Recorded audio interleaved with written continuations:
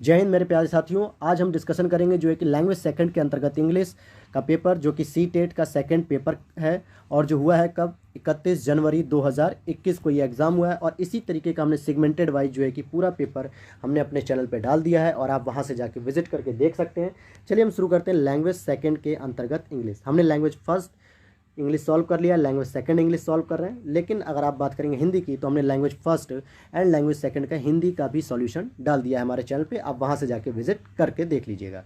चलिए हम शुरू करते हैं अपने क्वेश्चन की। हम यहाँ पे पैराग्राफ नहीं पढ़ेंगे, डायरेक्ट 121 क्वेश्चन पर आते हैं हम अपने।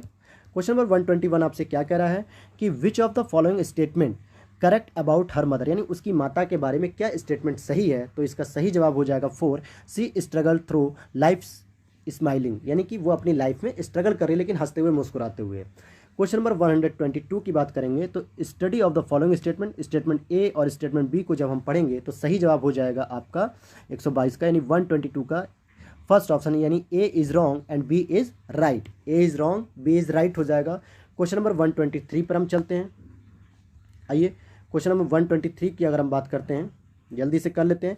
यहाँ पे पूछ रहा है विच इम्ब्रेस्ड ट्रेडिशन, तो इम्ब्रेस्ड वर्ड का जो यहाँ पे वर्ड है उसका मीनिंग पूछ रहा है, तो इसका सही हो जाएगा फॉलो करना, यानी कि फॉलोड हो जाएगा, third option.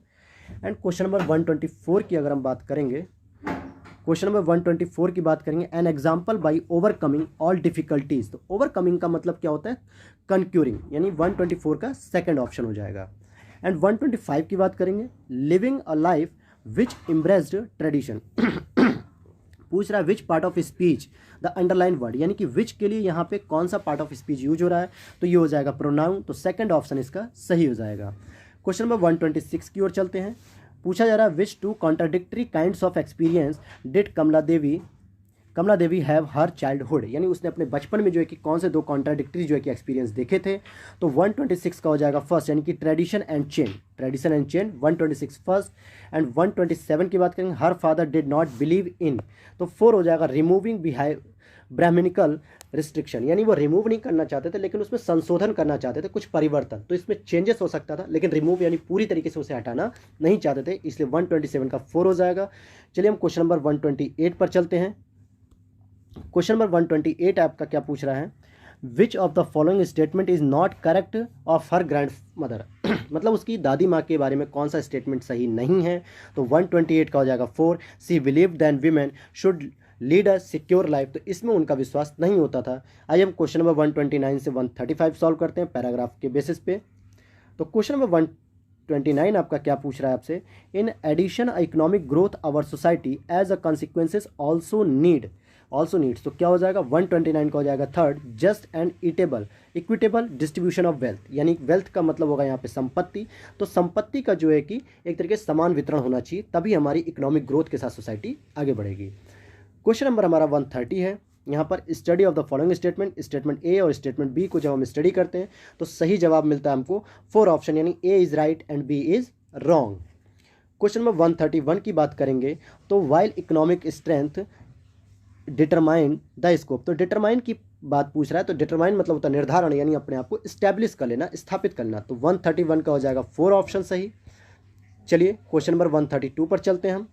Our social and economic goal part of speech of the underline word is, तो यानी एंड के लिए हमारा क्या यहाँ पे पार्ट ऑफ स्पीच बनेगा, तो ये हो जाएगा कंजक्शन का बात करा, यानी एंड क्या करा, दो स्टेटमेंट को जोड़ रहा है आपस में, इसलिए कंजक्शन की बात हो जाएगी, कंजक्शन, तो ये हो जाएगा 132 का 3। और क्वेश्चन नंबर 133 की बात करेंगे, सॉरी 132 का मैंने बताया 3, कंजंक्शन की बात हो रही है। अब क्वेश्चन नंबर 133 की बात हम करते हैं।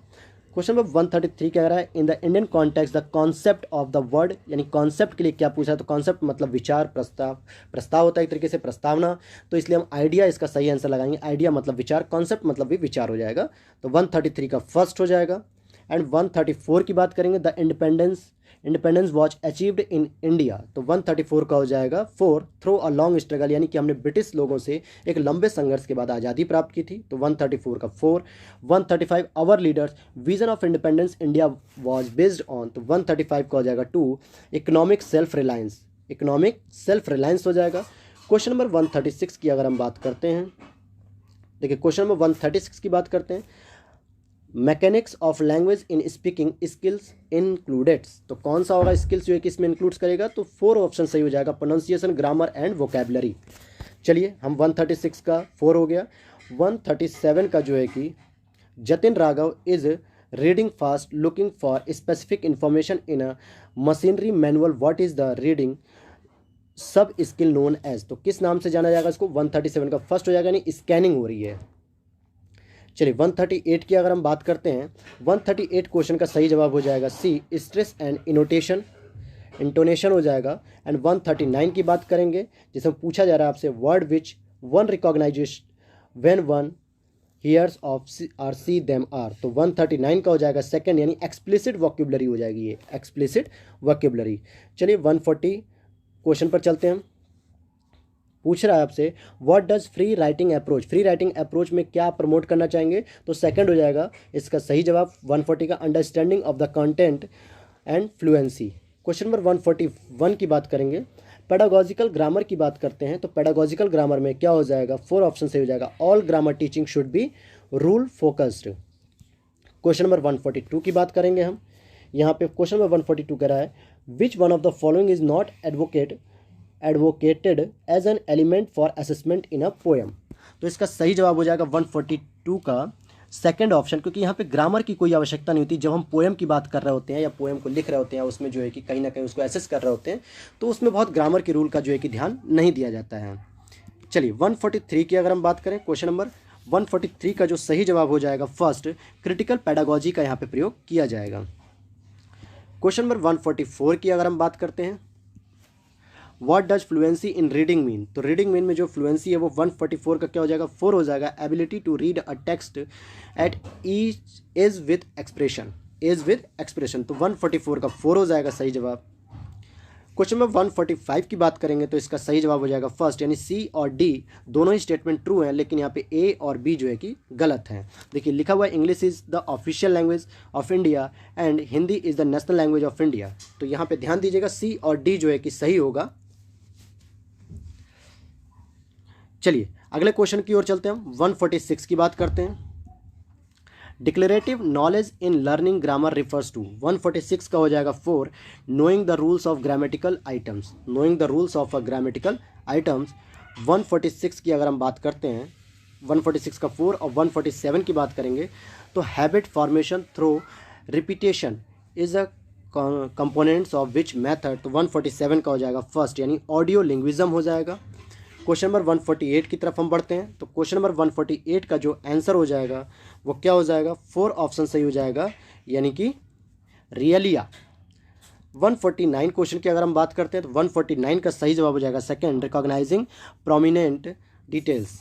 एंड 150 की बात करते हैं अगर हम, a teacher arrange her learners into pairs and give them a text 2 paragraphs, तो यानी अगर हम इसकी बात करते हैं 150 आंसर की, तो इसका भी सही जवाब हो जाएगा 4, जिग शॉ डिटेक्शन।